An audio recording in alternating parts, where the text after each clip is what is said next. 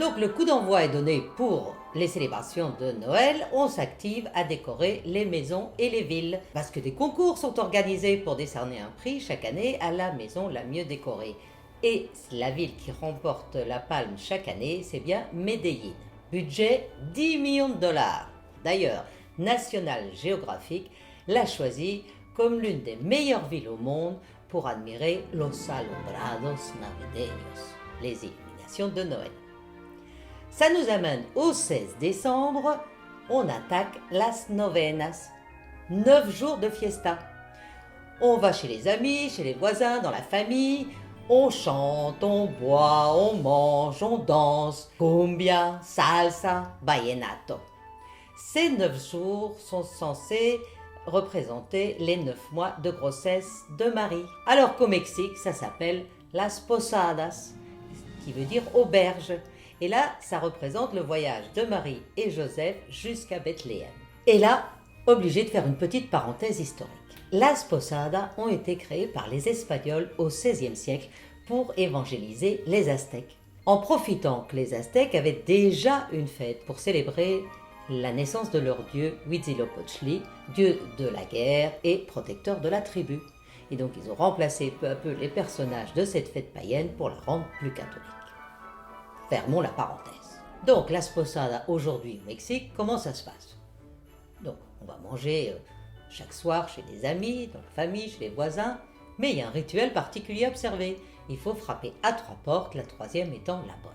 Et devant chaque porte, on attaque un couplet de ce qu'on appelle las letanías.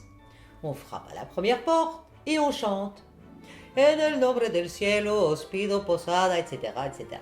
De l'autre côté de la porte, on répond. Aquí no es mesón, sigue adelante, ta ta ta ta ta. On arrive à la 2e porte, on frappe, on commence à chanter. Venimos rendidos desde Nazaret, yo soy carpintero de nombre José, ta ta ta ta ta.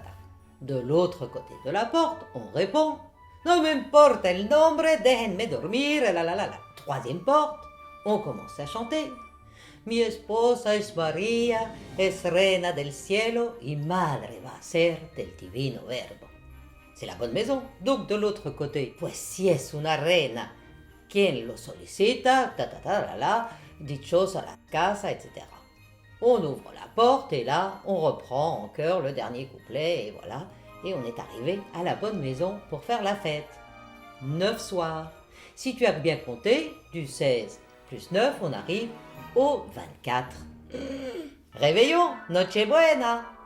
La pièce centrale de ce réveillon, c'est donc la crèche, el pesebre. Tu vas en trouver partout et de toutes les tailles et dans tous les matériaux. Avec une particularité pour le Pérou et la Bolivie, où tu peux trouver des personnages habillés avec les costumes traditionnels des Indiens qui vivent dans la cordillère des Andes, les Quechua, et tu trouveras même des lamas. Bon, moi je fais pas de crèche, je fais une petite banquise, chacun sa tradition. Mais nous, ce qui nous intéresse, c'est ce qu'on va manger ce soir-là. Et bien là, pas de surprise, de la dinde partout. El pavo. Au Mexique, elle sera accompagnée d'une petite sauce au chocolat pimenté. Tu peux trouver aussi du pernil ou du lechon qu'on va faire en sancocho, une sorte de ragoût. En Argentine, tu peux trouver du cordero, de l'agneau, et au Chili, des Saint-Jacques et des crabes puisqu'ils sont producteurs. Et au Venezuela, on mange les hallacas. Alors apparemment, l'origine du mot viendrait de haya, de là-bas, et aca d'ici, parce que c'est un mélange d'ingrédients européens et amérindiens. Toute la famille est réquisitionnée pour les faire, ça prend des heures et des heures. Et les desserts? Important les desserts. Le Mexique et la Colombie ont opté pour los buñuelos, des beignets, ou la natilla, du flan. Équateur, Pérou, Bolivie, on sert le panettone, c'est les Italiens qui ont importé ça, et ça ressemble très fort au pan dulce argentin, une brioche aux fruits confits servie avec un cidre doux et sucré. On a passé la soirée à boire, à manger et à jouer. Les latinos sont très blagueurs. En Colombie, on va jouer au tres pies. Faire gaffe à ce que personne ne vienne glisser son pied entre les deux tiens. Ou l'autre jeu, pajita en boca, ou pitilla en boca.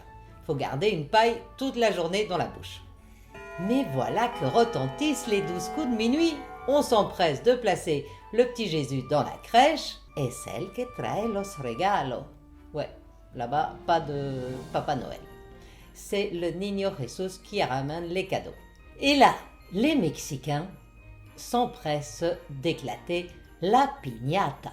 La piñata, c'est une tradition chinoise. Oui, son origine vient de Chine. Elle était utilisée là-bas, c'est un pot en terre avec des semences que les agriculteurs éclataient pour célébrer l'arrivée du printemps, le nouvel an chinois.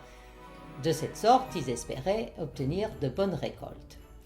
Marco Polo, qui a vécu longtemps en Chine, la ramène en Italie. On la baptise piñata, qui veut dire pot de terre fragile. Et plus tard, les Espagnols, séduits, l'introduisent au Mexique. Et voilà donc notre piñata llena de caramelos, lista para explotar bajo los golpes repetidos de niños y mayores. En fin, se rompe la piñata y se derraman los tesoros. Et voilà, la Nochebuena continue en chantant villancicos, gaitas, les chants de Noël hasta la madrugada. Ciao, besos.